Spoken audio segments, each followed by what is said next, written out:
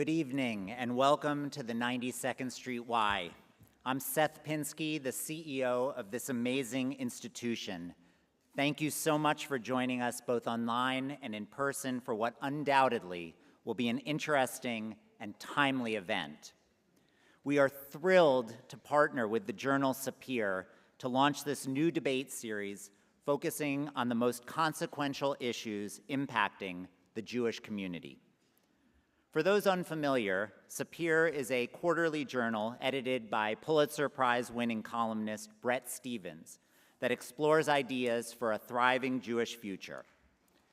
Over the last, yes, you can applaud for him. Over the last few years, SAPIR has become among the most important outlets for diverse, even contradictory views from leading voices inside and outside of the organized Jewish world. If you're not a reader, you should be. You can access the essays and a hard copy of the journal for free by visiting sapirjournal.org. As we prepare for tonight's event, we hope that you'll participate in the conversation by answering a poll question relating to our topic that can be accessed via your phones. You can find the question using the QR code on the card that you were handed when you entered the hall, if you're joining us in person, or by going to the web address that you should see on the screen if you're joining us online. After you've heard tonight's conversation, we're going to ask you to vote again on the same question to see if you and your fellow audience members were swayed by what you heard. We'll show the outcomes of the vote at the end of the evening, and I will say that we've seen some fascinating results from similar audience polls as part of another 92nd Street Y series called the Dialogue Project that focuses on national and international topics, which has features in common with these SAPIR debates. Before we begin tonight's event, I want to explain why we at the 92nd Street Y are increasingly seeking out series such as the SAPIR Debates and the Dialogue Project.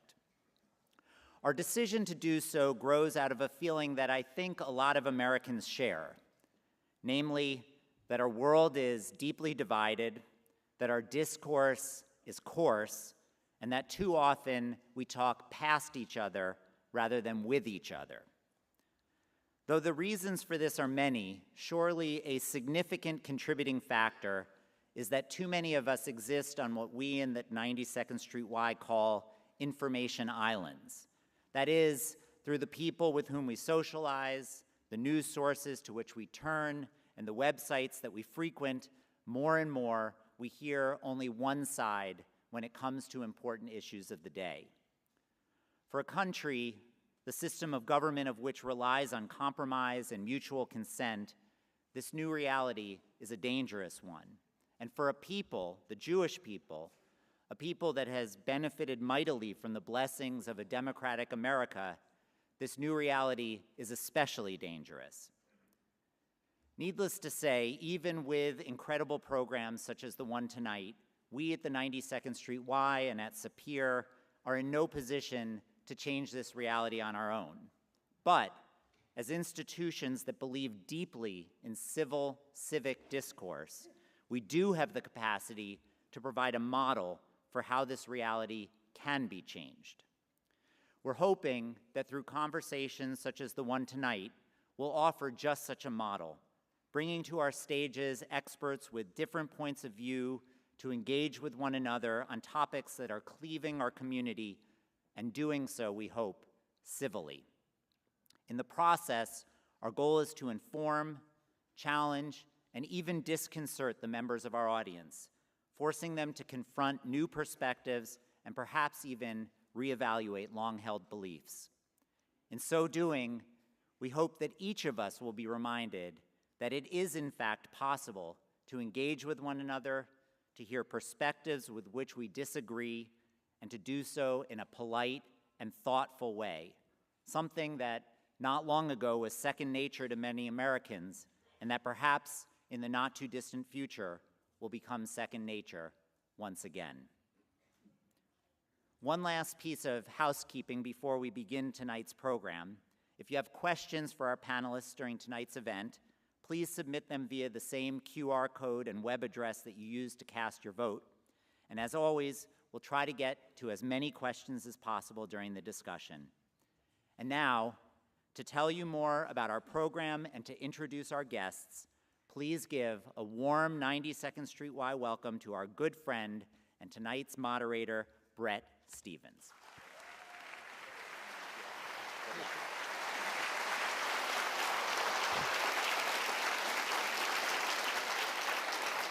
Well, thank you so much, Seth, and thanks to everyone at the 92NY for helping, for partnering with SAPIR to make tonight's evening possible. About 30 years ago, shortly after I left the University of Chicago and came to New York, I came to this theater, this hall, for the first time to watch David Mamet deliver a monologue on stage. I remember sitting in the balcony, which I can barely see right now, thinking this was the pinnacle of intellectual life. Mamet sort of bombed that evening, but I thought he was brilliant, as I always do. And to me, this stage has always represented the best that New York City can offer. This remarkable contribution, and specifically Jewish contribution, to a thriving culture in this greatest of American cities, although Rahm might disagree. And so I thank you for being here tonight. It's really a wonderful privilege.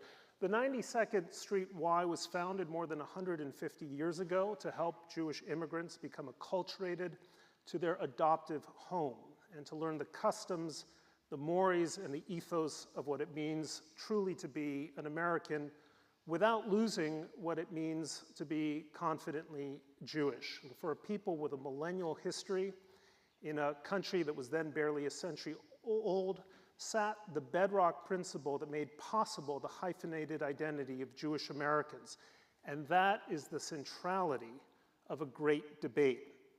America, at her best, prized herself on the value of a healthy exchange of ideas. That is, in part, what made this nation different from every other country our ancestors inhabited. That's what made it a refuge for waves of Jewish immigrants searching for a place that we now call our beloved home. 4 years ago, we founded a quarterly journal of ideas, which we called SAPIR, and it had a core aspiration: to rebuild a space where dogma is challenged, disagreement is cherished, and good faith arguments are celebrated. At the time, we saw a country, and in fact a community, retreat into our own political and philosophical cocoons. We saw a political center hollowed out by the loudest voices at the margins. And we saw a society coarsened by an unforgiving culture of contempt for people who held differing views. In the first issue of SAPIR, publisher Mark Charendoff noted, and I quote, "Among American Jews, as in America as a whole, we seem to be calcifying into ideological tribes that cannot tolerate dissent. This," he said, "is not the Jewish way."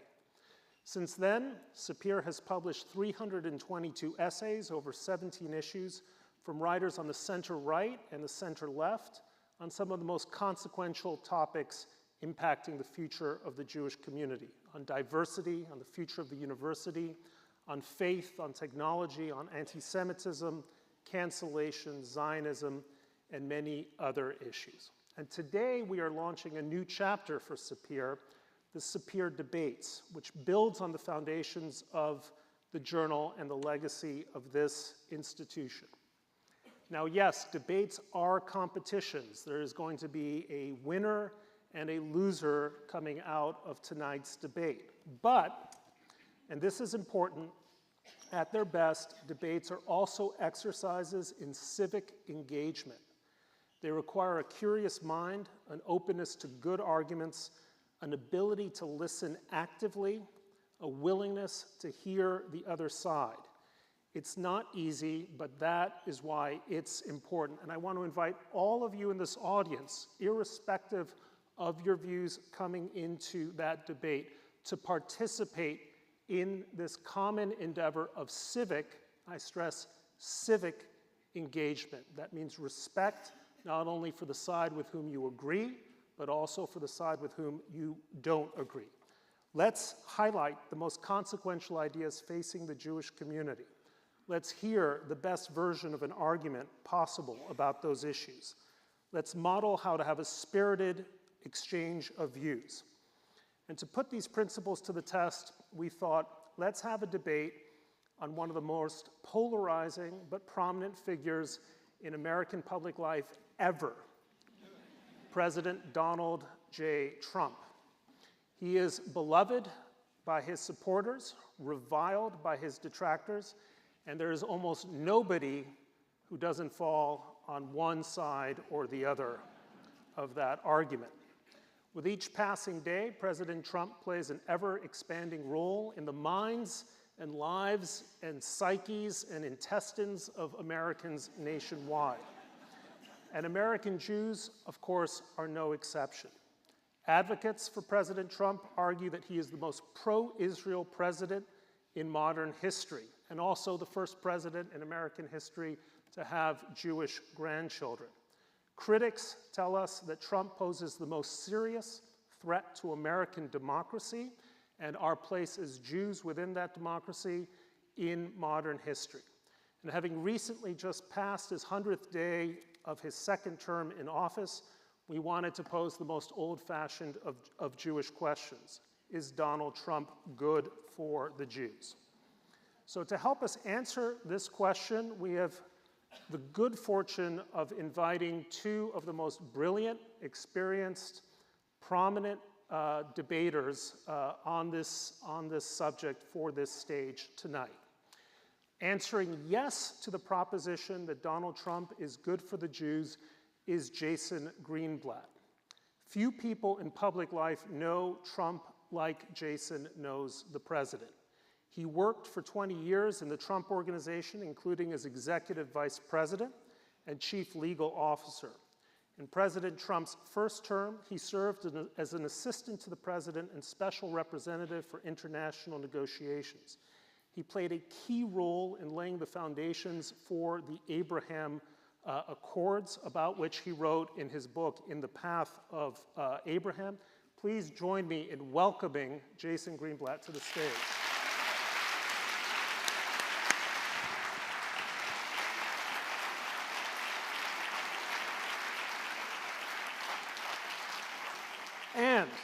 And answering no to the proposition that Donald Trump is good for the Jews is Rahm Emanuel. Rahm was most recently the United States ambassador to Japan under the Biden administration, where he forged or helped forge negotiations, and one might say a rapprochement, that was nearly as difficult to solve as the Israeli-Palestinian division, that is the Japanese-Korean or South Korean division, one of his many accomplishments in that post. He was formerly the mayor of the great city of Chicago. He's going to get mad at me for not calling it the greatest city of Chicago. And of course, he was chief of staff, the first chief of staff to President Barack Obama, a four-time member of the United States House of Representatives, representing his congressional district in Illinois. Please help me in joining Ambassador Rahm Emanuel.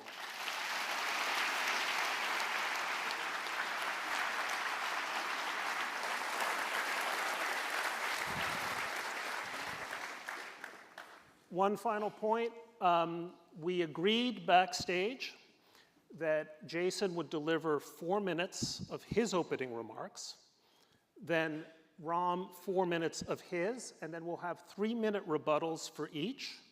That will be followed by 35 minutes of debate, conversation. My role is to moderate. And then we're going to take questions from you, from the audience. And there will be, I think, cards that are either at your seat or that you'll have a chance to ask while this debate is taking place, hold off for a minute on your questions, because there's a chance that we're going to get to those questions in the course of the debate. So keep it fresh. But as questions occur to you, please jot them down. Ushers along the aisles will collect them, bring them to me, and I'll ask as many of them, of the good ones, as I can. The best questions are short, to the point, one sentence, a question mark at the end. So with that, let's get started.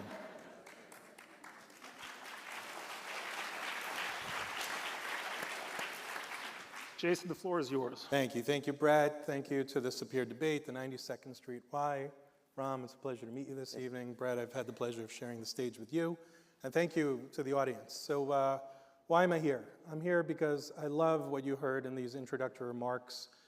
I love the idea of trying to sit civilly, respectfully, and discussing respectfully. It's what I try to model for all of my kids, some of whom are in the audience. I'm not an expert in a lot of things, but as mentioned, I did spend most of my working career in the Trump orbit. I worked for President Trump as a proud American, a proud Jew, a proud observant Jew, a proud supporter of Israel who vocally supports Israel these days, even in the Arab world all the time. And I think it's President Trump who gave me that ability. I can go on Al Jazeera, Al Arabiya, I could write for Arab News, I could go on BBC. BBC is worse, by the way, than Al Jazeera. Al Jazeera at least will let me speak. The BBC oftentimes cuts me off, or worse, interviews me before the interview and doesn't let me get interviewed. I'm the son of Hungarian immigrants, legal Hungarian immigrants. My father escaped the Holocaust. My mother escaped communism. Other than Jared and Ivanka Kushner, I'm probably one of a very small group of people on the entire planet who could speak about Trump and Judaism, Trump and watching me observe Judaism, Trump enthusiastically allowing me to observe Judaism as his chief legal officer. For those of you who keep Shabbat, you know that I can't work on Shabbat. There are sometimes holidays during the year that I have to disappear for 3 days in the middle of a massive transaction. The first time that happened to me, I went into his office to apologize. I was so distraught. I had slept in the office for a couple of nights to try to get a deal done. And I was very nervous. I was a junior lawyer. And I told him what it meant to be an observant Jew, and that I'd disappear for 3 days and the deal would stop. So you know what he said to me? Jason, go home, go pray, go be with your family. We'll pick it up after the holiday. You know, that's not something that a lot of people would say. And it pains me to hear sometimes people paint President Trump the wrong way. And while it's an interesting question, and I know it's the topic of the day, is Trump good for the Jews? I would say, and I think my family would say, a resounding yes, he is good for the Jews. I'm also here because I'm a firm believer in hakarat hatov, in thanking people and expressing gratitude for the things they've done, not only for America, and I know we'll debate the policy that's going on now, many of the policies, but especially for Jews and especially for Israel. I judge if someone is good for the Jews as a minority group, as Americans, as a religious group, as a group whose heart is these days often hourly thinking about Israel. Today there was a missile attack by the Houthis, by the terrorist Houthis, landed in a place called Alon Shvut in Judea and Samaria, what some people call the West Bank, which should never be called because it's just an incorrect term, occupied Palestinian territory. And it landed in a small town, not a settlement, it's not a great word to use. It landed in a small town where I studied when I was 18 years old. The town is called Alon Shvut. And I saw pictures of these kids walking around, you know, looking at this thing that could have destroyed them. I judge someone by how they are with the Jews when they allow me to walk tall and proud as a Jew. That's what Trump did during my 20 years of working for him in the private sector. It's what he did when I worked for him at the White House. By the way, I don't work for him anymore. I'm obviously not in the administration, so I'm truly here on my own with no reason to say these things. I think that he allows Jews to be, oh, wow, I really didn't get through all my notes. Yeah. Look at that. Don't worry, there's a lot of time. Yeah. So just lastly, I think he just allows us to be part of this amazing fabric of American life. Thank you. Well, there were so many rules that set up. I've never been so nervous since my bar mitzvah. But I do want to thank the Y, 92nd Street Y I want to thank everybody for being here, Jason also, and your beautiful family that's here. Look, I'm obviously on the position, no, it's not good for the Jews. He is not good. You know, this has been a great country. You told your family story. Jews in America have never had a country that has welcomed them. The idea that the grandson of an immigrant who at 13 years old left Moldova to come to America, to a city he couldn't pronounce, that his grandson could be not only a congressman elected to that city, mayor to that city, chief of staff to the president, and represent the country in Japan. My father's family left Odessa around the same time my grandfather on my mother's side left in 1914. They go to Palestine, and he fights in the War of Independence, works for the Irgun, and his son, when he becomes an American citizen, has those positions. Why was America so good, not just to my family, but to all our families? It didn't start in Charlottesville with people walking down the street chanting, "Death to the Jews. They will not replace us. Blood and soil, the ovens is where they go." That moment required moral clarity. And rather than moral clarity of what was wrong, what we got was there are good people on both sides. Well, I'm here to tell you, in case you're not sure, there are not good people on both sides. That argument that Jews will not replace us got a permission slip. Anti-Semitism, there's not a person here who hasn't experienced it, both subtle and direct. It always exists. But there's been a permission slip. Not just that day, people at Mar-a-Lago called Nick Fuentes, who traffic in anti-Semitism, openly, given a platform and a presence with the President of the United States. And why did Jews succeed here? Jews succeeded here because this is a rule of law, a country based on that law.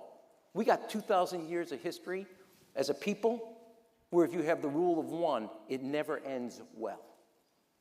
And to also use anti-Semitism, and I'm not going to defend the universities, but when you use anti-Semitism to then basically get the goods through customs to attack universities, attack the research, attack their presence, as shown in the letter to Harvard, 3 pages, anti-Semitism is never mentioned. It was using anti-Semitism to deal with a political retribution. And that, to me, this country has allowed all of us and people outside to succeed because it was based on a set of rules of law, not the judgment and the rule of one. It is, and every time we have been pitted against other people, Jews have come on the negative side of that bet and that trade. And undermined when there's the division, when there's a culture of groups pitted against each other. We have histories in the old world, we have histories in the United States, which has never always been perfect. But the Jews have flourished in this country in the 20th century based on a set of things that have allowed us in this room, with some comfort and some ability, to flourish in the private sector, in the public sector, in the arts, in the letters, in the universities, in the academia. That is under threat. And I think the president's not responsible for anti-Semitism, but he is responsible with the moral tone of that office to condemn it when he sees it, and he's always walked away from that. And he's given a permission slip publicly for that anti-Semitism. That's before we get to the foreign policy, and I think it's an interesting week in which we're going to talk about whether he's good for the Jews or, separately, good for Israel, and a week in which you just mentioned the bombing at Houthis. He cut a deal with the Houthis without telling Israel or the armed forces, let alone what he has done in the region. Some good, some bad, that we will get back to, I'm sure, through the next 35 minutes. Okay, we've allowed time for 3 minutes. 3-minute rebuttals for your opening statement. So, Jason, would you like to address what you just heard from Rahm? Yes. First, let's go right to the Charlottesville thing. Thank you for bringing it up. So I'm not even going to answer. You're welcome. Great guy. Here. I'm going to just quote Jake Tapper instead of myself. Jake Tapper said Trump did not call neo-Nazis or white supremacists very fine people. Elsewhere in those remarks, the president did condemn neo-Nazis and white supremacists.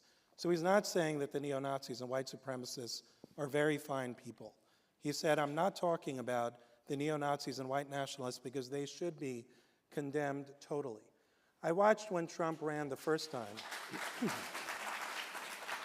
When first they tried to say he was an anti-Semite. Then they tried to say he enabled anti-Semitism. Then they tried to say he dog-whistled anti-Semitism. None of that is true. And for a long time, people only quoted the very fine people portion of that interview. You're a fine journalist, but there are newspapers and not CNN, media companies who only, I mentioned CNN because I did a documentary with them on anti-Semitism, and I give them credit that they finally aired the whole interview. So let's be careful with the Charlottesville quote. I think it's been debunked. As far as the universities, it's kind of ironic that Harvard is fighting to stop the Jews' rights to protect their civil rights, and Trump is fighting for the Jews' civil rights. There is a lot mixed in, but let's not pretend for a second that universities, our so-called fine universities in the United States, have not become cesspools of Jew hatred and anti-Israel hatred.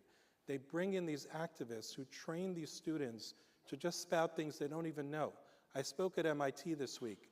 Thankfully, no protest, but there were two students in the back, both of whom were troublemakers, who said, first of all, they said that I said that all Palestinians have it in their DNA to hate Israel and to destroy Israel. Never said it, never would said it. I said it about Hamas. So they distort what you say. Then they said that Israel is committing a genocide. Why do they think so? Because there are some Jews and others, and Human Rights Watch, and the International Criminal Kangaroo Court, who say these things about Israel. And what Trump is trying to do is fight fire with fire. There's a serious problem here. He's not shy about it. He's being very aggressive about it, but I think appropriately so, because for too long the pendulum swung the other way.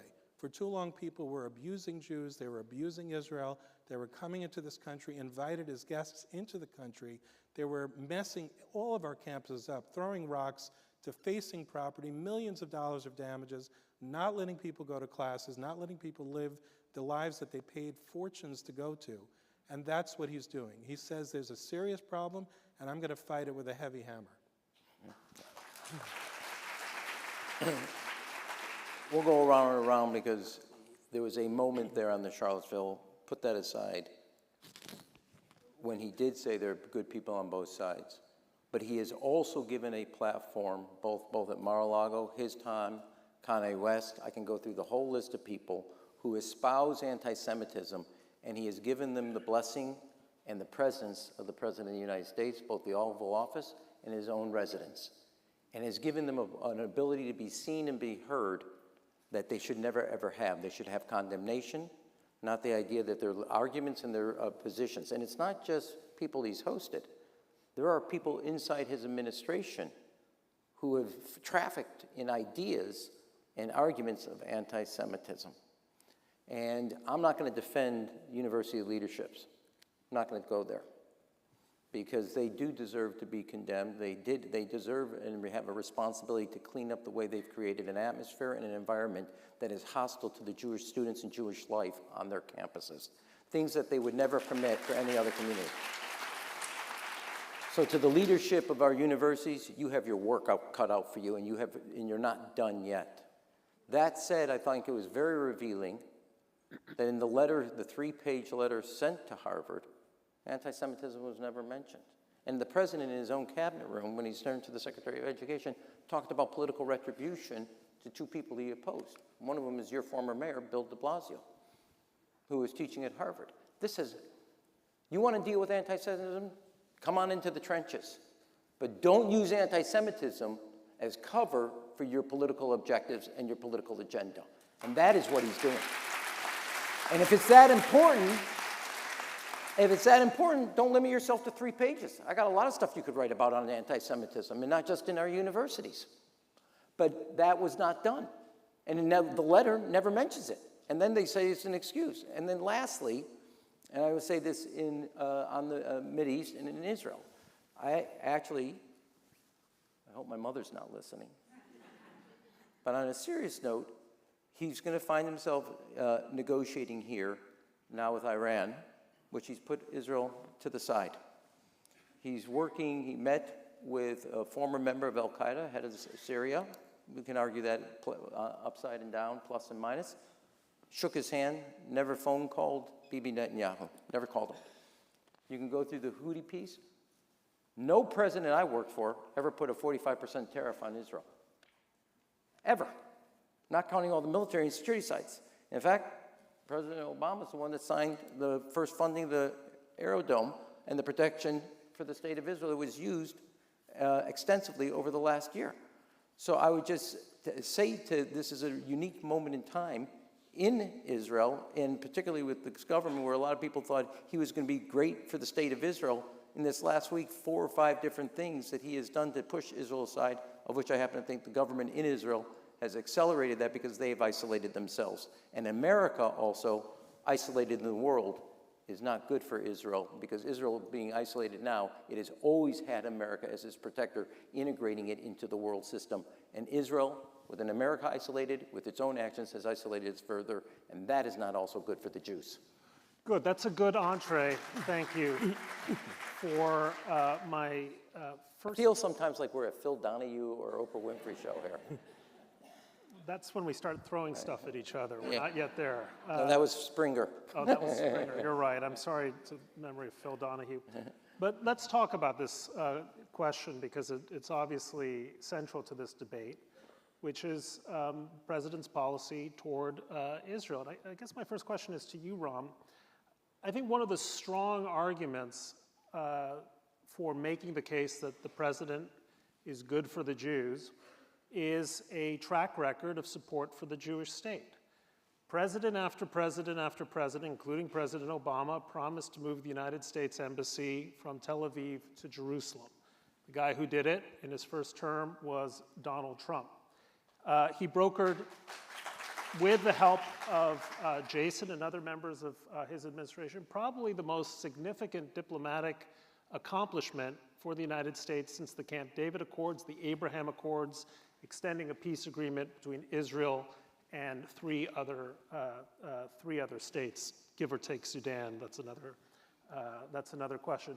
Unilateral American recognition of Israeli sovereignty on the Golan Heights, hugely important considering what happened in Syria, has happened in Syria. And then, of course, taking out an Iranian leader like Qasem Soleimani in a drone strike in January of 2020. So you look at a list of, I think, what most people would view as powerfully pro-Israel positions. How do you make the case then that he's bad for the state of Israel?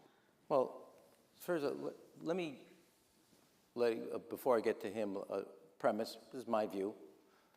Israel over the last 40 years has tried 3 approaches, or 2.5. One is negotiating with other countries for peace, economic, and political integration in the region. You said Camp David, but it was ironic. You said Camp David and the Abraham Accord. You kind of left Jordan out of that process, which is a little interesting to me. You also left the Oslo Accords. So what I would say to you, I'm not sure the Oslo Accords would now count as a success. Well, we're going to get to that. Yeah. We'll get to that. But what's worked for Israel is a negotiated track. What Israel's tried to do unilaterally, both in Gaza, pulling out, and in Lebanon, in pulling out, has left them Hezbollah and Hamas. And then you could say in the West Bank, they tried divorce. There's only one of those 3 tracks that gave Israel what Ben-Gurion and the Founding Fathers have always sought. Acceptance, economic, political integration into the region. President Trump, yes, on the Abraham Accords, was part of that negotiated strategy. So when you look at it, and I think what's happening now, and look at what the president has done, or more importantly also the government, every president has supported that process of negotiation because it's the only track of the 3 that has given Israel not only its security as a country, its people's security, but also economic and political integration. Now, we'll argue out the Saudi Arabia being part of the Accords, etc. That has left Israel's own government, and we can argue out that thing, has made decisions, and sometimes you have to push the Israeli government to be more accommodating. I saw it at the Y plantation with President Clinton. I saw it in efforts when we did certain things with Jordan, with other people. That has to be worked out, and Israel's only track that has given and the people a sense of peace economic opportunity and political integration, which has been the founding principle for the state of Israel, has been that negotiated track. It is why Israel right now met up in Qatar with the Syrian leadership. And Iran only functions when you have a failed state. The biggest project we have is not just the Iran nuclear piece, is stepping up and helping stand up the Syrian and Lebanon government, because it gives no space to Iran that uses both Hezbollah and other entities to literally destroy those states. I do think there are other presidents who have also helped Israel on the security and the weapons side. You talk about that. Here you're on the week in which he's basically sending a signal to the rest of the Arab world, you don't have to deal with Israel. I'm not going to deal with them either. And he's done it on the economic front, he's done it on the political front, and now he's done it on the security front. And he did it with the Houthis, cutting a deal with no concern to Israel's own security. So everything you just marked to me, I could say to you, give you an example of things that he has done, both on the weapons side, negotiating independently of Israel. He's doing it on Iran right now without a consideration and integration of Israel in that effort. And so he's not been, I'm not saying he's been bad for Israel, but I would actually argue Israel's government has actually done more penalty to itself than what President Trump has, but that's a separate part of it. I suppose that will be tomorrow night's debate. But in that effort, and to the last thing is, I think, as it relates to getting Israel integrated into the region, his actions in this week show that if he's willing to ignore Israel, and if the President of the United States is willing to ignore Israel, not consulted in the region, that is going to send a signal to not only the Gulf countries, others, of where his cost is or his benefit is as it relates to the state of Israel in his own calculation, and they will mark off of that. Well, I want Jason to take this up, because Rahm is making some really important points about what the second. Why don't we just stop there? Just important points, right? How is that, Jace? Okay. These are important questions.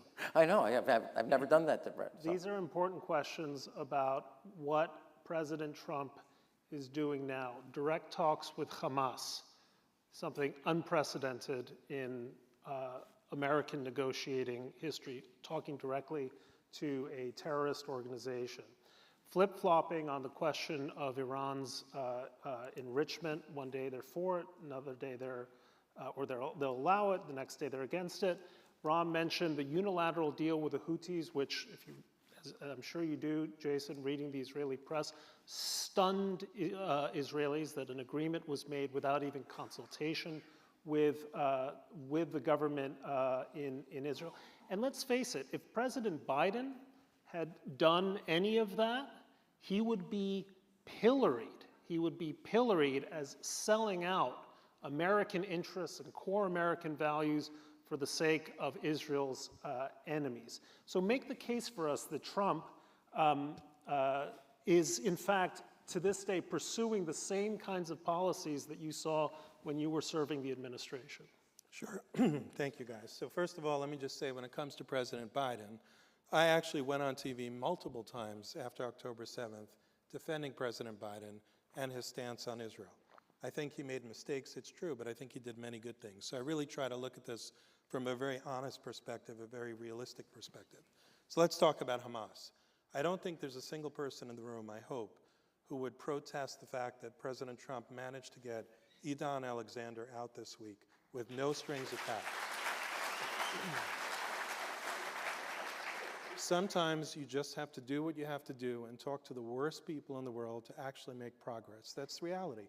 I'm sure you face this in the White House. There are things that sometimes people in the White House have to do in order to fix the most terrible, awful things.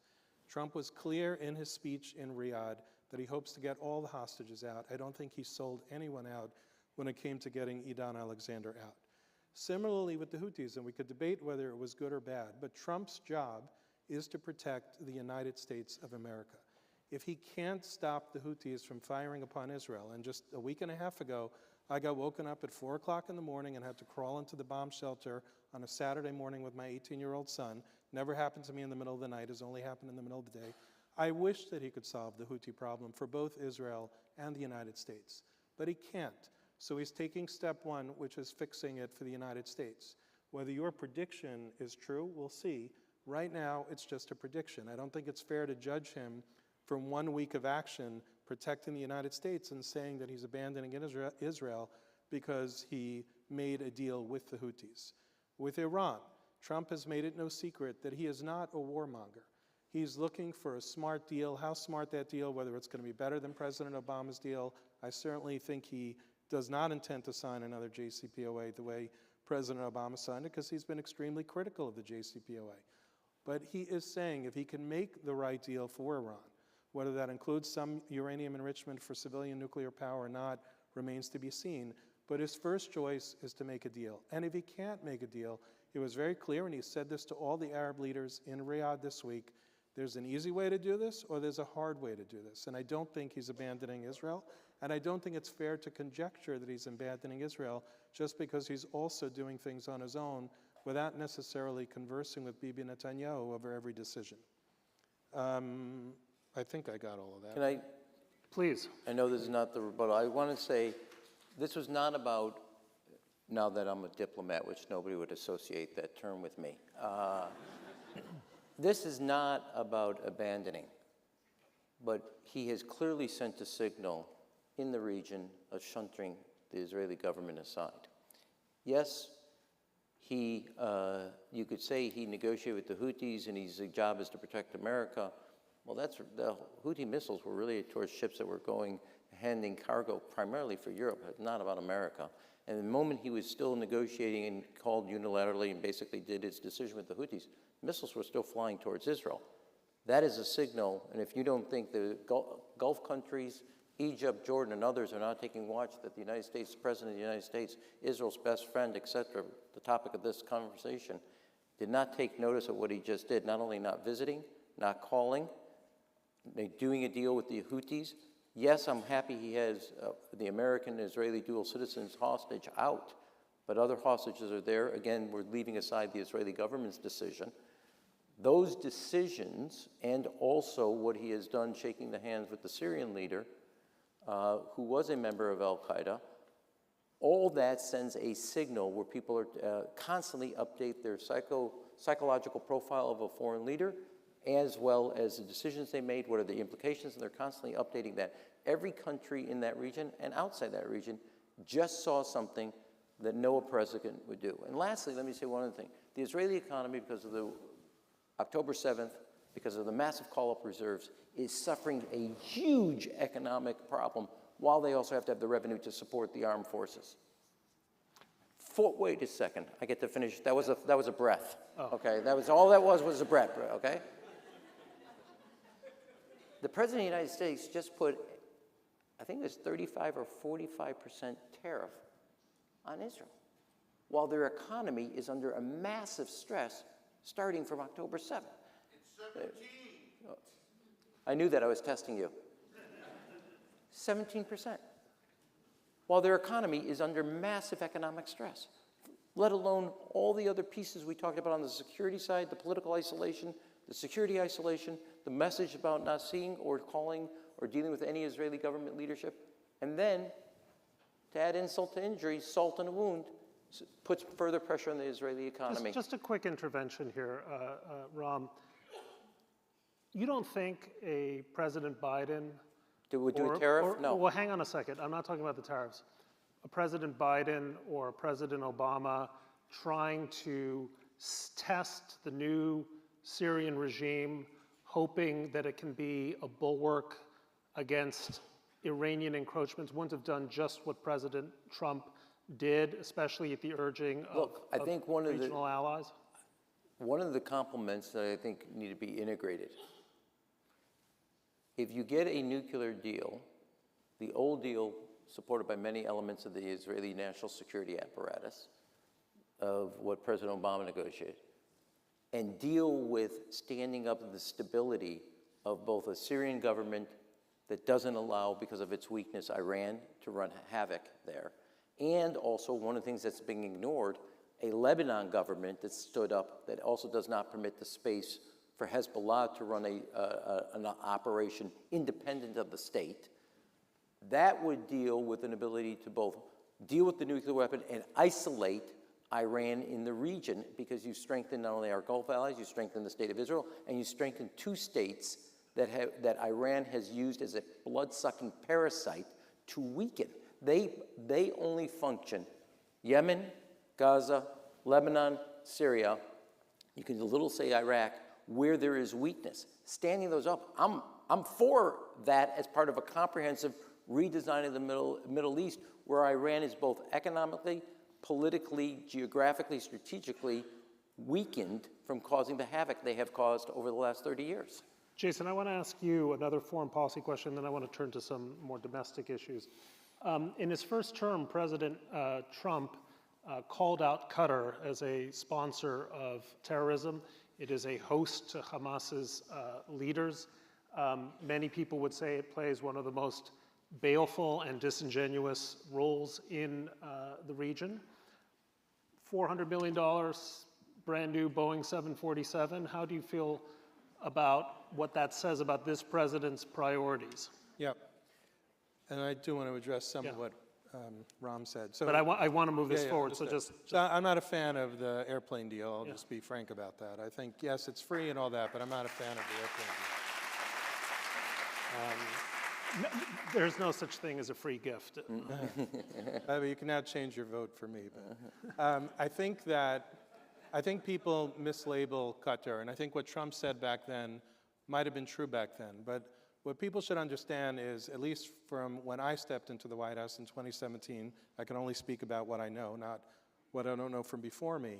All the money that Qatar gave to Gaza was done at the request of and with the real cooperation, or not even cooperation, complete handling by the Israeli government. So we could debate all day whether or not it was a smart move, not a smart move. I personally think had Israel not asked Qatar for the money and had Qatar not given the money, we might have had an earlier October 7th than we actually had. I don't think it would have been as, I hate to use the word successful, it's a horrible word for what happened on October 7th, but I don't think Hamas back then was as sophisticated as they ended up being on October 7th. But I think it's a little bit unfair to be a Monday morning quarterback and saying that Bibi Netanyahu, or whoever made the decision to ask for and take the money, made a mistake. I think that the knives are out for Qatar. I don't think they do everything perfectly. In fact, I think one of the worst things they do is Al Jazeera. But I think a lot of the criticisms are unfair in 2025, 2024, and in the couple of years before that. And let's not forget, it was President Biden who actually elevated Qatar to one of the highest statuses of an allyship. So I don't think it's just President Trump. I do want to address Syria, if that's okay, just because. Well, no, I want to move this forward because we want to get to some other issues. I want to talk about campus anti-Semitism, because you made the case, Rahm, that the president is essentially using anti-Semitism as a kind of an alibi, a pretext to pursue his ideological or political opponents' payback.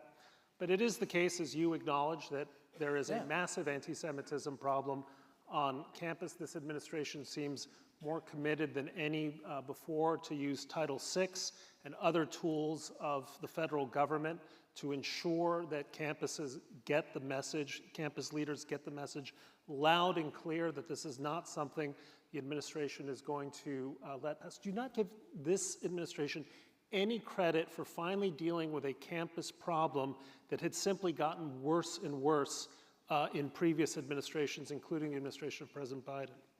No, I don't. Because, look, I'm not going to defend the presidents of higher education. They not only, now some of them are obviously new, but what universities permitted, and we all saw it and we kind of let it happen, and some of us spoke out, and we thought because there was a Hillel on a campus, et cetera. I'm not here to defend them. They have their homework and they better do it, and they better do it fast. What I don't support is using anti-Semitism, which is a massive challenge on college campuses where Jewish kids do not feel secure, as an excuse to get your goods through custom, which is your political agenda, to attack your political opponents. That 3-page letter from Harvard to Harvard says it all. If it was about anti-Semitism, any paragraph could have been and mentioned anti-Semitism. It didn't. Second, in the cabinet room, when he asked the Secretary of Education to report on progress on Harvard on fighting anti-Semitism, he never mentions anti-Semitism. He mentions his political opponents.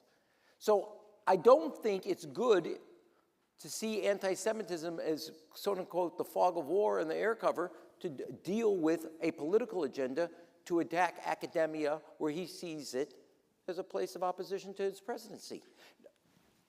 Yes. I will, but second is, and why I think this will be bad is because these universities will get hurt in the financial squeeze that is being put, not just Harvard. And when they start to get squeezed and they start to cut back, that will not end also good for the Jews. That anti-Semitism is the excuse for it. It is creating a hostile environment that will backflip on the Jewish community. And don't kid yourself, this gets back again. You can either have a rule of law where in self-determination and self-execution that the three people up here as Jews, who this country, all of us are children or grandchildren of immigrants. This country, there has never been a place like this for Jews in the history of the Jewish people, because it was a country based on the ideas of the Enlightenment of freedom, self-expression, and the rule of law. And that is under attack where we're now going to have the rule of one. And we have a history as a people. That story does not end well. Jason, I want to take you up on this, and Rahm made a really, I think, important point here, which is that's two important points. That's all I'm counting. Johns Hopkins, a great research university doing foundational research for medical cures, is getting its funding gutted. And people will say, children are not going to get the medications they need in the future because the president was using anti-Semitism to just go after this university or that. I don't even understand why he chose Johns Hopkins. And address that, how is there not blowback for the Jewish community from what the president is doing? So I think that's a very old way of thinking, meaning, hey, Jew, let yourself be beat up, let yourself be hated, keep your head down, don't say anything in order for us not to get beat up further. And it's remarkable to me that it takes a non-Jew, such as President Trump, though he has Jewish grandchildren and Arab grandchildren, by the way, but it takes a non-Jew to say, don't be like that anymore, fight fire with fire. So it's true that he's like Abraham. Right. It is true, but I don't buy into the thing that we can't speak up and fight and allow our friends to fight on our behalf. And the reason I think we're actually seeing results, and I know you point out the Harvard letter, that's one item, and I didn't read the whole thing. What are we seeing? We're seeing NYU this week withholding a diploma from a graduate speaker who accused Israel of committing genocide. That wouldn't have happened before. It happened because of Trump. This kid lied to NYU, and instead of NYU, like they used to do, just say, oh, whatever, or good job, they took away his thing. We saw Columbia call the police in when these madmen, these chaos agents, went into a building, hurt a security guard, did a whole bunch of things. Under the prior administration, there was no more police. They used campus police. They let people run amok. I watched videos of people at Barnard saying, oh, please, we ask you not to wear your masks. Please tell us your names. This time, they called out the police. The colleges are taking it much more seriously because they know Trump is serious. Is it a perfect solution? It's not a perfect solution. But in order to finally fix this problem, you need somebody in power who's going to say, watch it. I'm watching you, and I'm going to take it out on you if you don't do it the right way. I'll be real. I'm not. The reason there's been a change in the culture is because of the Jewish community. Not because of President Trump. It's because of the people in this room. It's because people spoke up. No. Wait, hang on. Hello? No. The Jewish community across this country, whether it's political, voices, also financial. So President Trump, I give him credit, but you act like we're passive in this process. And the Jewish community in America is not passive in this process, and it's spoken up. So I actually think there's a lot of the reason there's been a pushback and a change in culture and mindset is also because of the Jewish community in America. Wait, excuse me, hello. By the way, has the Jewish community not spoken up against anti-Semitism since October 7th? I think that point is an immensely valid one. That's my point. I want to talk about the company the president has kept. J.D. Vance visited Germany and this is back in February during the Munich Security Conference, and did something that shocked people throughout Europe. He met with leaders of a party, the Alternative for Germany, which has been banned in some places or marked and named in some states in Germany as an extremist party. Marine Le Pen won't meet with the leader of the AfD, which says something. And yet J.D. Vance went there and legitimized, or was seen to legitimize them, give them a stamp of American support. Rahm mentioned the fact that after Kanye West went DEFCON 3 on the Jewish people, as he put it in that infamous social media post, President Trump met with him. How do you account for this kind of playing footsie with parties and people who have espoused some dreadful views when it comes to the Jews? Oh, me? Yes. I mean, I'm more Yes, than willing to that's for you. take that first if you like. Right, so I wrote a piece in CNN saying that Kanye Ye Fuentes meal shouldn't have happened. I think it was ill-advised. But wait, But hang there've on a been second. no- Let me challenge you about this. Ill-advised, like, I think it was a mistake for sure, but let me say this. There has been zero impact from that meal, meaning it shouldn't have happened, but there has been no change in Trump's policy whatsoever. I don't like legitimizing people like that, and I don't like that J.D. Vance met with that party, but at the end of the day, and these are different issues, the party may have some power, and having J.D. Vance at least engage with them maybe does something down the road. But none of these criticisms have moved Trump's mind or action remotely. If anything, he has doubled down on his support for Israel since that time. wait, Rahm, now I have a question for you, okay? Because just as... You know I'm answering the other question when you ask. I know, but I'm going to use my moderator's prerogative Yeah, to have you sit in your chair for a second. It's not easy. This is the for longest guy. I've sat still. I'm like shocked at myself. It's a moment of self-awareness. So Democrats often accuse Trump of playing footsie with anti-Semites or extremist, right-wing extremists. But it's also the case, Rahm, that in the Democratic Party, you have seen political figures, very popular ones, accuse Israel of being a genocidal state. You have seen Democrats discuss in a very sotto voce way the problem of anti-Semitism on campuses. There is an argument, I don't know if it's true, that one of the reasons that Josh Shapiro was not asked to join Kamala Harris's ticket was her fear of having a Jewish partner on the ticket. So is it really fair to say that the problem with anti-Semitism, sometimes masked as anti-Zionism, is purely a right-wing problem, and it isn't something that also saturates the Democratic Party? No. So two things. You say play footsie. That's legitimate. When the President of the United States has a position that's unparalleled in the world, let alone in the United States, he's not just playing footsie, he's legitimizing it. He's giving it a platform it would not have before. So you use a term that, and I think as a columnist, words matter, Brett. That's not the word I would use. And the idea, I'm glad that you wrote an opinion piece that you thought that was ill-advised. I don't think a party that even the right-wing elements of Europe would never associate with in the city of Munich is a place both rich in symbolism and history that the vice president, you don't want to engage. You want to strengthen the political parties in Germany that are isolating a party that espouse anti-Semitism. And I'm sorry, the last person who wants to do this. You guys are both using language as if we're sitting here homogenizing, airbrushing it.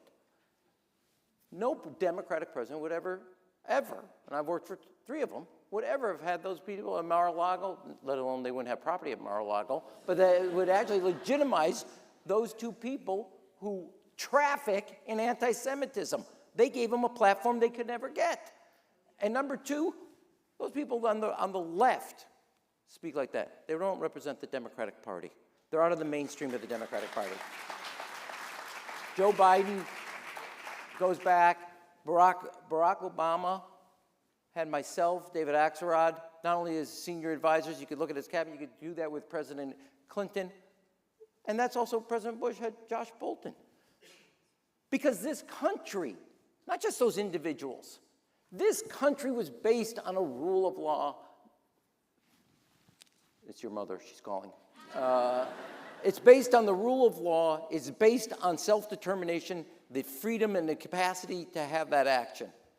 I think that it's that I should be allowed to respond. Yes.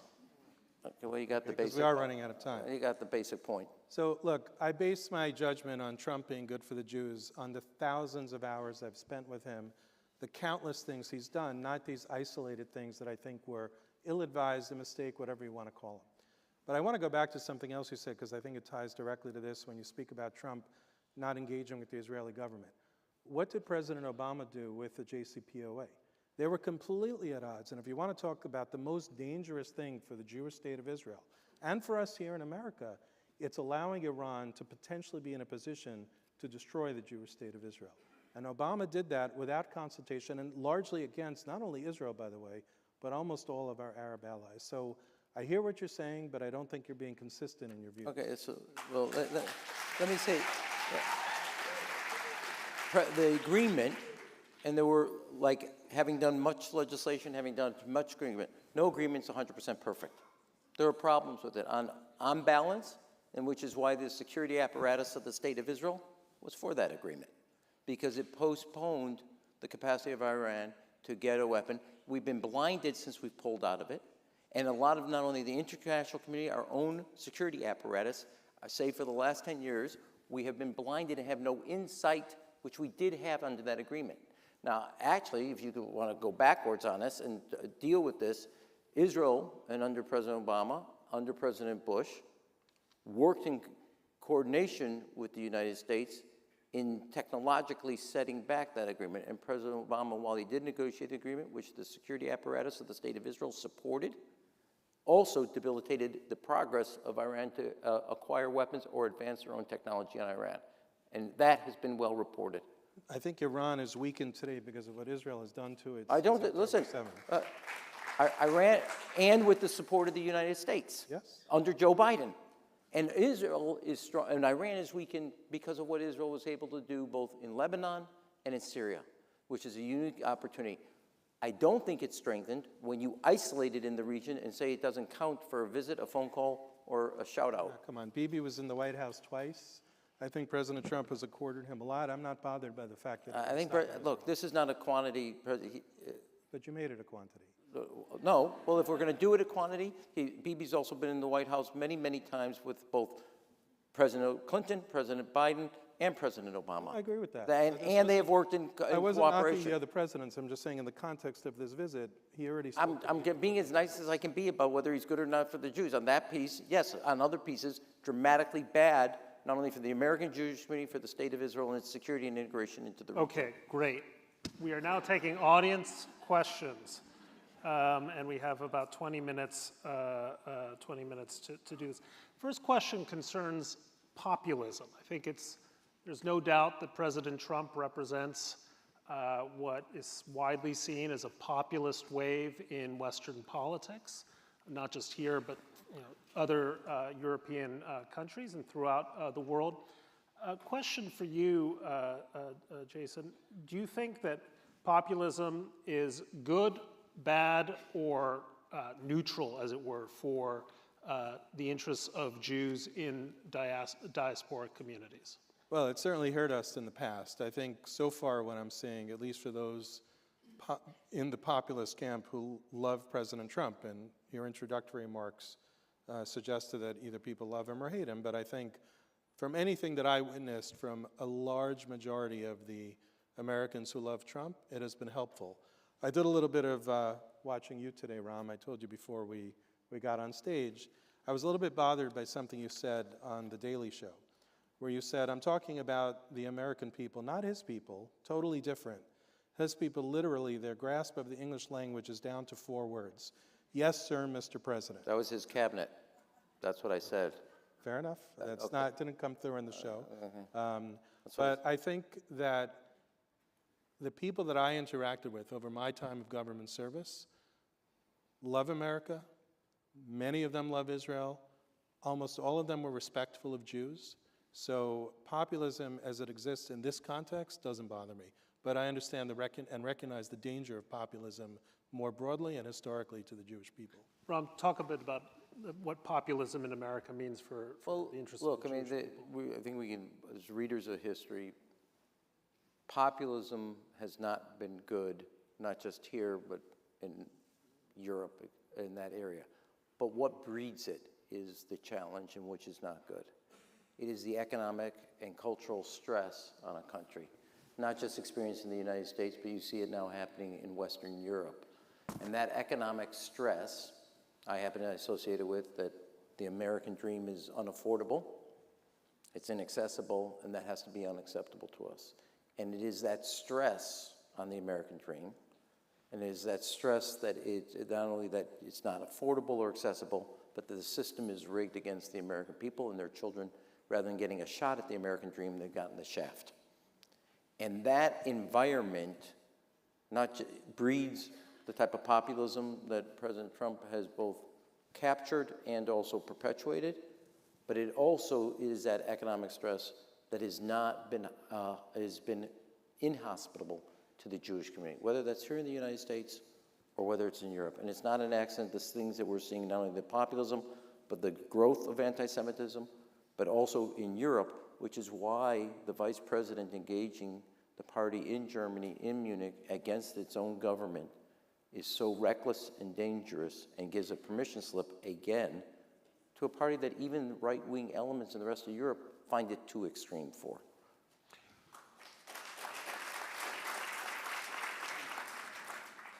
Jason, some people have said that the first Trump administration was also the Ivanka Jared administration. The second Trump administration is the Don Jr. Tucker Carlson administration. My question for you is, do you think that this term is fully consonant with his first term? Do you feel that there is a different ideological coloration this time around than there was when you served in the White House, or do you see no difference? Well, first of all, Don Jr. is a friend.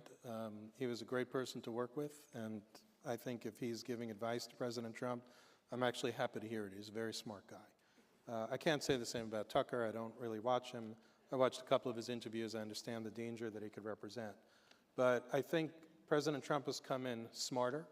He has come in faster. He's come in with more energy than I've ever seen.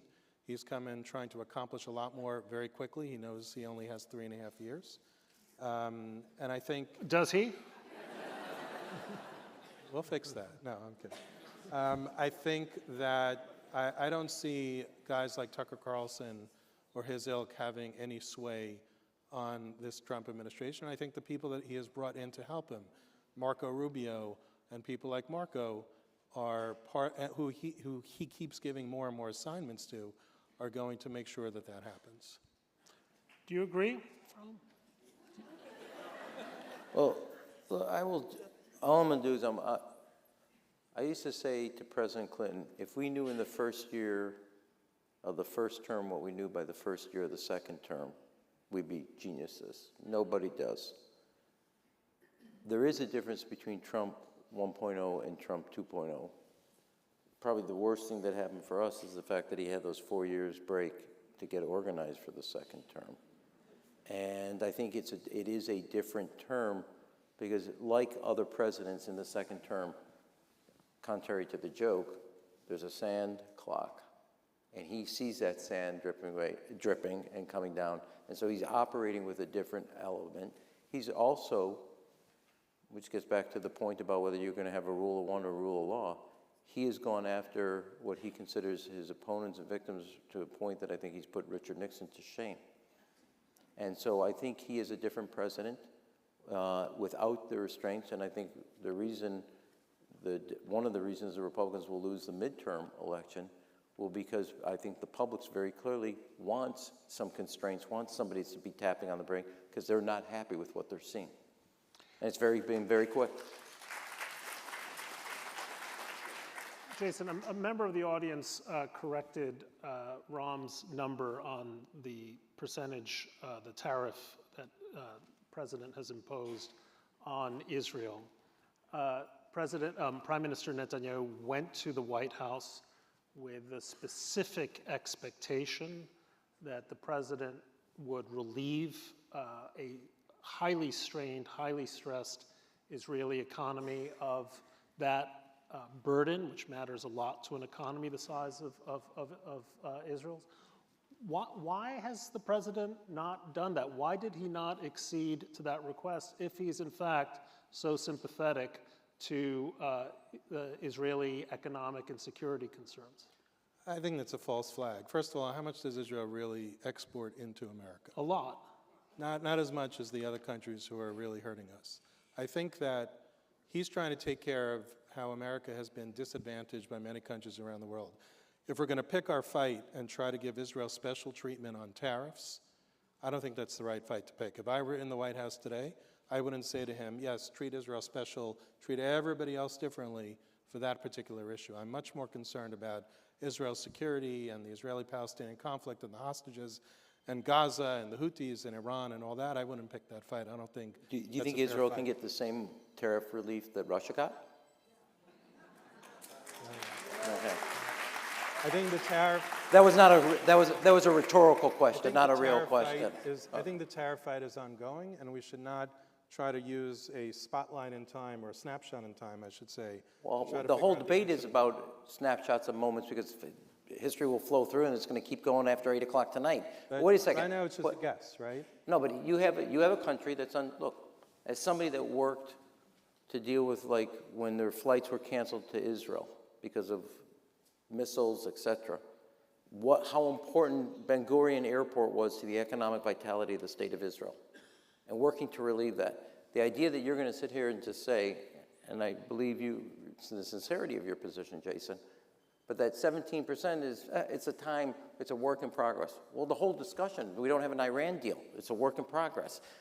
He put a tariff on a state of Israel, which is dealing with the worst economic crisis since the 70s inflation, and Russia, who's a clear, I think, aggressor and opponent to the American ideas and values, got zero.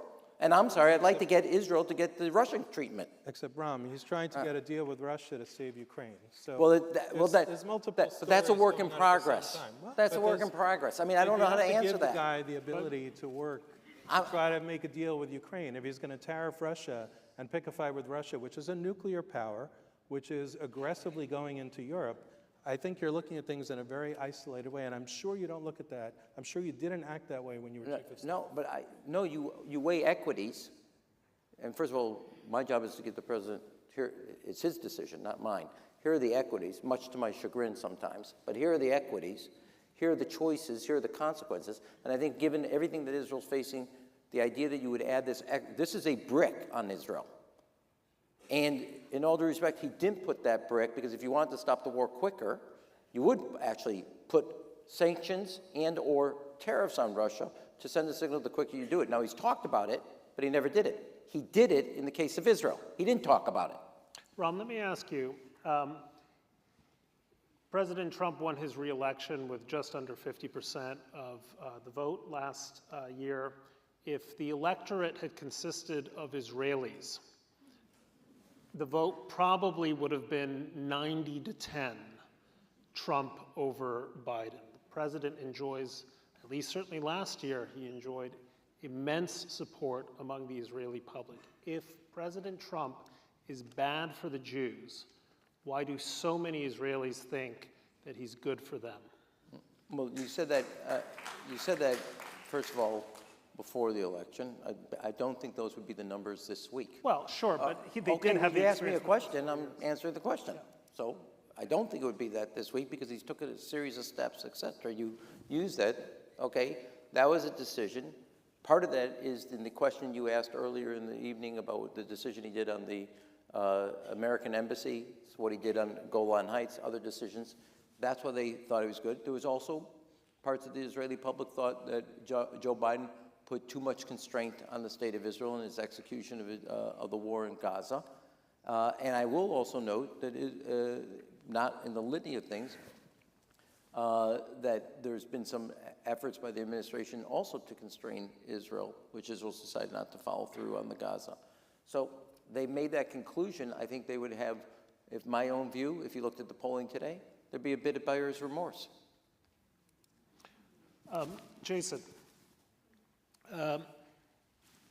let me ask you about, I think, a view that this administration is unique in that it has broken with a consensus going back to the days of FDR and President Truman, that the United States should have an internationalist posture that understands the distinction between free countries and unfree countries, that it should favor and defend those free countries, that it should punish the enemies of freedom, like Russia, for example.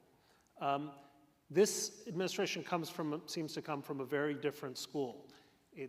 From the beginning, it was an America First administration, and America First has a distinct, not just an echo, a repetition of what Charles Lindbergh was arguing back in 1940, 1941 on the eve of the Second World War. So respond to the criticism that this is an isolationist or quasi-isolationist administration, and that an America First mentality is ultimately going to mean that we are going to betray allies not just in Kyiv, but also in Jerusalem. So we want to talk about betraying allies. I think the Europeans have betrayed America. When Trump put sanctions on Iran, and I went to Warsaw with a conference that Vice President Pence had led, when Trump added sanctions, you know what the talk was at the European capitals, basically the lunch? How do we undermine Trump's sanctions on Iran so we could do business with Iran? So we all think that Europe is this great place, and I'm not painting all of Europe the same way, but our allies and friends don't treat us the way we think that they do. What Trump's view is, we've tried to nation build around the world, we've tried to expand democracy around the world, we've tried to create incredible things in Iraq, and he said this in his own words this week in Riyadh. Instead, he's saying, you guys help us keep the peace, help America be prosperous yourselves, bring your societies upward, but we're not going to tell you what to do, we're not going to tell you how to worship, we're not going to tell you that you have to have democratic societies. I think he sees the world as it really is. He doesn't see the world as we'd like it to be, because even if he did, we can't make the world as we'd like it to be. It's a much more realistic approach. Rahm, a lot of, certainly the organized Jewish community was dead set opposed to the JCPOA that President Obama put into place in 2015. You were mayor of Chicago at the time. Do you think we're headed for a less effective JCPOA, given what you're seeing about the negotiations with the Iranians so far? And if so, how does that help Israel or the Jews? No. So, this is a work in progress. It's not the art of the deal, but it's the art of the negotiation. And I want to remind everybody there was many efforts in coordination when President Obama was president with the state of Israel to set back the Iranian nuclear effort in total cooperation between the United States government and the Israel government. On balance, the Israeli security apparatus, the national security apparatus, supported the agreement with Iran. It's a way of equities. I actually think, and I've written about this, and you know this because you called me after I wrote the piece, that I think when you look at the world where the president, I think, is trying to chase a Nobel Peace Prize, that Iran offers the greatest opportunity. The reason I think that, this is my own view, is because one of the unspoken pieces that President Obama had wasn't addressed, and the vulnerability of the agreement, was what was happening both in Lebanon, Syria, where Iran, like a parasite, deals with weak states. There's a unique ability to not only get an agreement that setbacks or eliminates or constrains Iran's nuclear ability, we will have eyes on it just like the agreement that President Obama negotiated, which is a big vulnerability right now because we pulled out of it. But you will also have the ability, both in Syria and in Lebanon, to eliminate where Iran operates.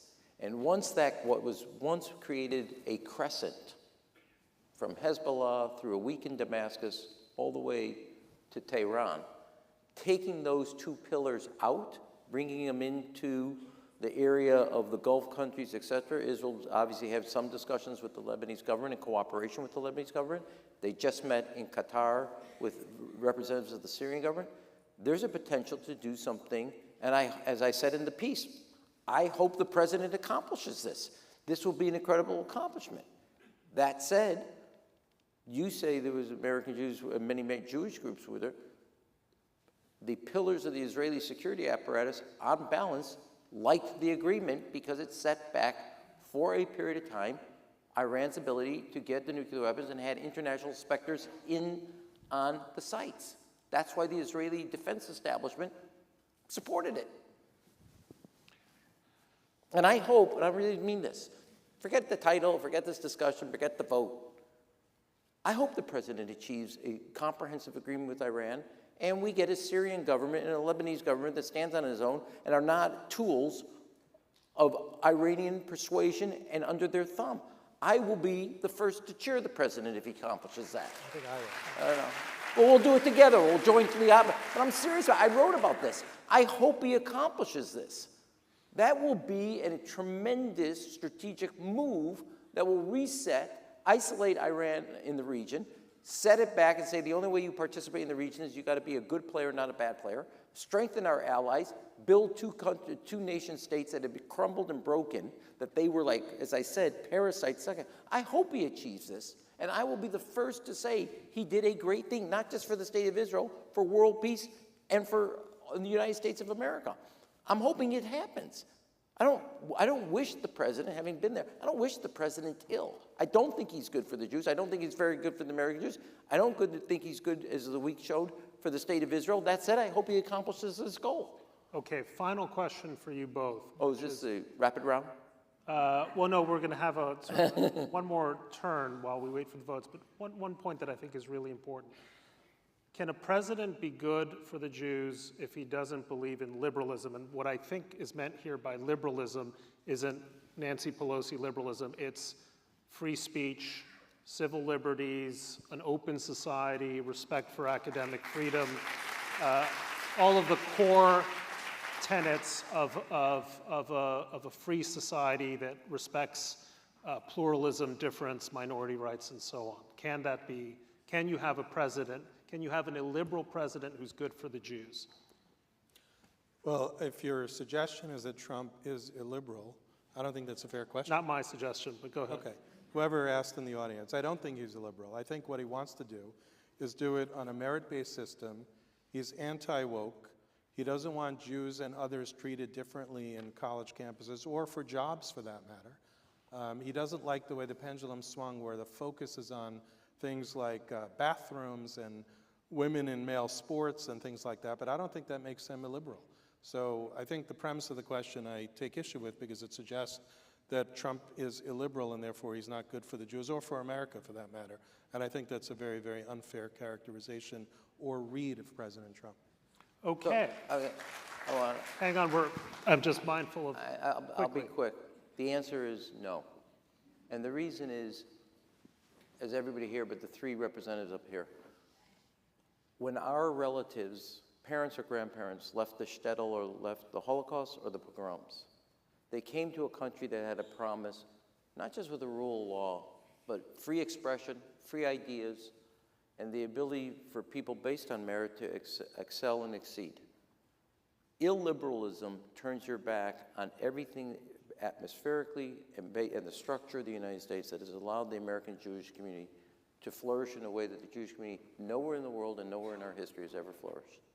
And if you turn your back against that pluralism and you crush it, you debilitate it, you in some way undermine it, both by example, by word, and by deed. That is not only not good for the Jews, it's not good for the place that Jews call home. And it's bigger than us. Thank you.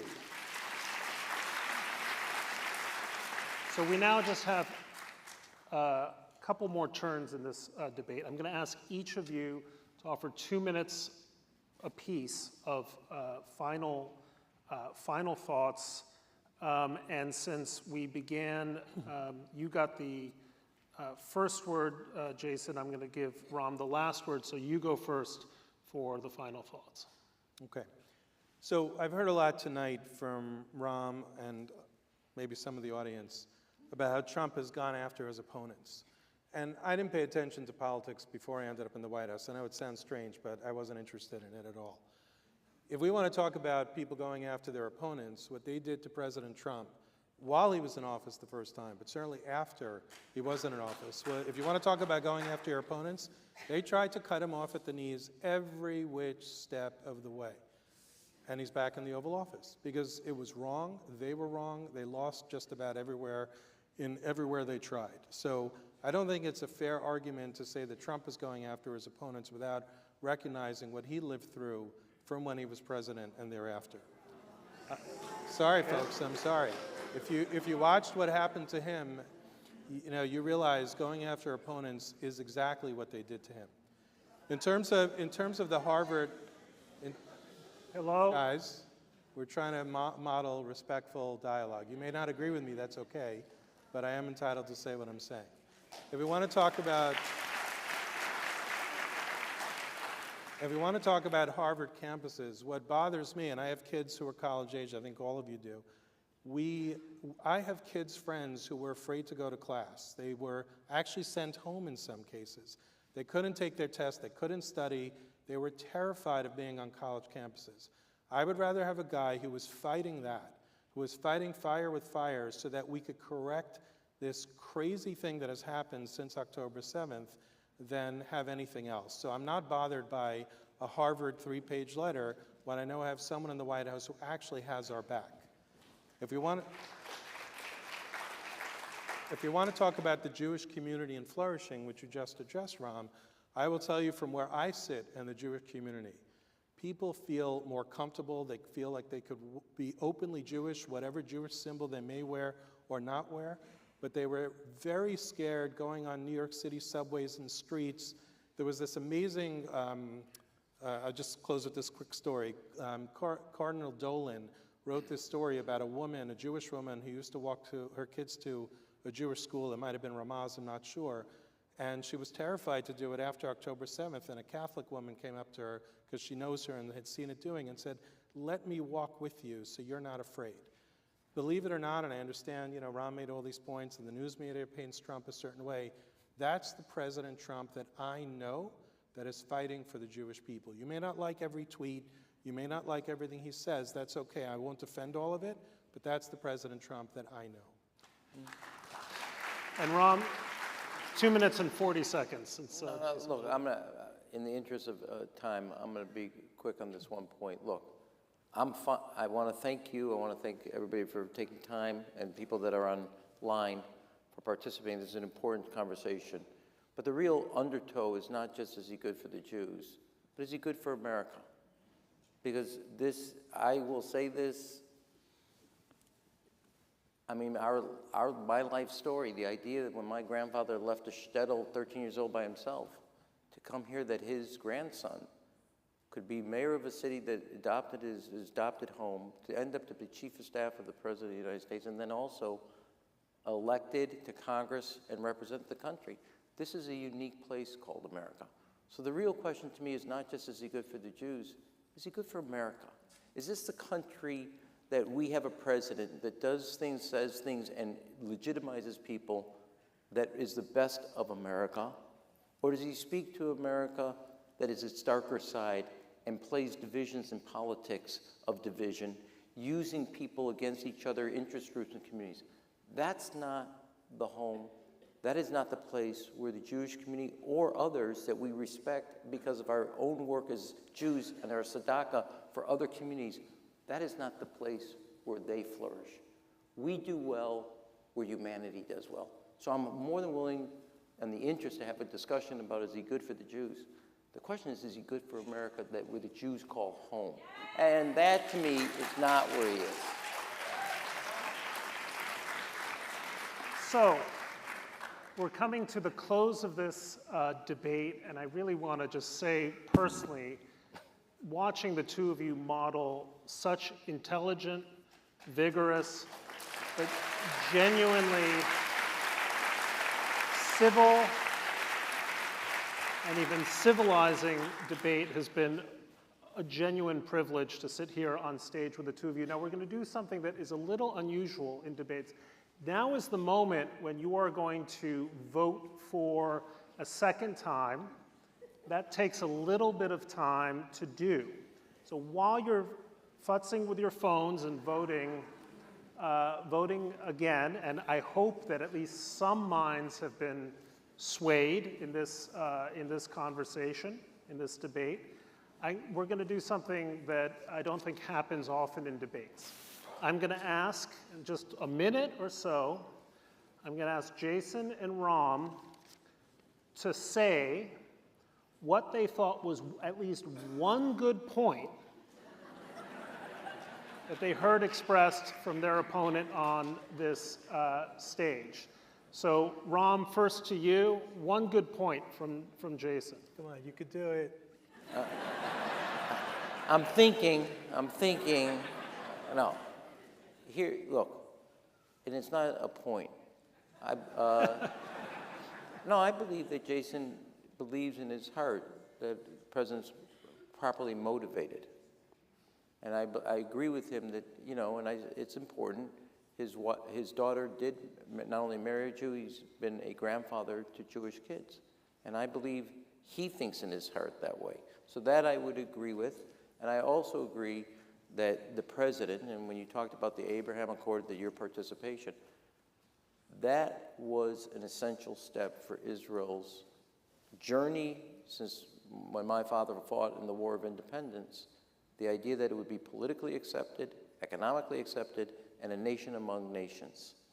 And the Abraham Accords, built on both Camp David, Oslo, Jordan, and Aqaba signing, is a part of that journey where for generations of people that have fought to get to that moment where Israel was accepted by other countries in the region. And I compliment you for your public service in making that happen, and the president for leading it.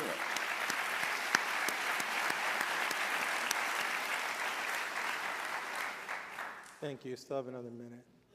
No, it's yours. Then I'll say something else. I met your children backstage, and they're wonderful children, and mazel tov to you being a great father. Thank you.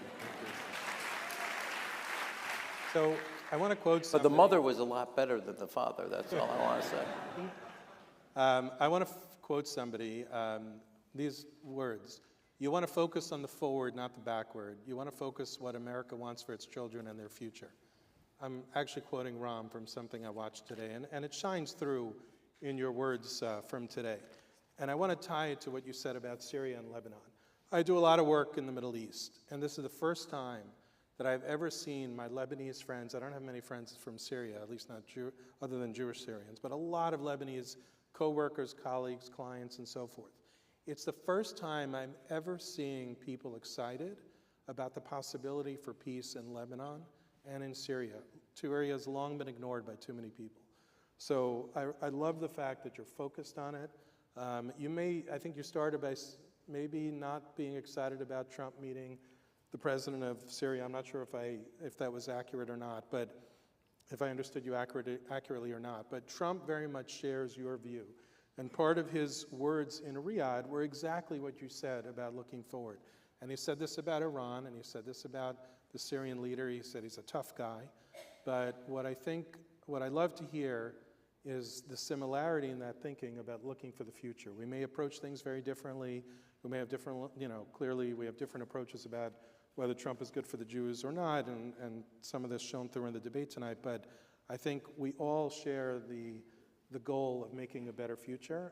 I want to thank you for your service. You served the country in multiple different ways, so thank you for that, and you served the city of Chicago, so thank you for that as well. Okay. I think the moment of truth has arrived, and I'm only going to say very briefly while they wait for this. I knew Rahm and Jason before this, and my respect for the two of you has only increased. Thank you so much, and let's see what the results were. Bravo! So, is Donald Trump good for the Jews? You increased that percentage by 30 points and went up, yes, 3 points. Not bad. Jason, congratulations, you are the winner of this debate. You moved the needle, and by the way, that shows something that we should say about our audience. You too, and it's hard these days to show even a sliver of an open mind.